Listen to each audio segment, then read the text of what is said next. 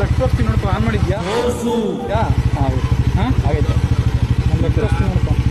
ತೋರ್ಸೋ ಹಂಗೆ ಹಂಗೆ ಹಂಗೆ ಪೇಟಿಎಮ್ ಪೇಟಿಎಮ್ ಇನ್ಸ್ಟಾಲ್ ಮಾಡ್ತೀನಿ. ಬೆಳಗ್ಗೆ 2 ರೂಪಾಯಿ ಬಂತು. ಅಬ್ಬಬ್ಬಬ್ಬ ಲ್ಯಾಟ್ರಿ ಲ್ಯಾಟ್ರಿ ಇನ್ನೇ 5 ರೂಪಾಯಿ ಬಂತು. ಪಾಯಿಂಟ್ಸ್ ಎಕ್ಸಿಟ್ ಆಗ್ಬಿಟ್ಟು ಪೇಟಿಎಮ್ಮಲ್ಲಿ ಆಫರ್ ನಡೀತಾ ಇದೀಗ. ಏನು ಅದು ನಾವು 3 ಸಲ ಸ್ಕ್ಯಾನ್ ಮಾಡಿದ್ರೆ 3 ಸಲನೂ ಅಮೌಂಟ್ ಬಂದೇ ಬರುತ್ತೆ.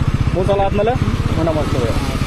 3 ಸಲ ಕೊಡೋದೇ ಎಷ್ಟು ಸರಿ ಕೊಡೋದು. ಅದೇ 3 ಸಲ ಆದ್ಮೇಲೆ ಮುಂಡ ಮುಚ್ತದೆ. ಅಷ್ಟೇ.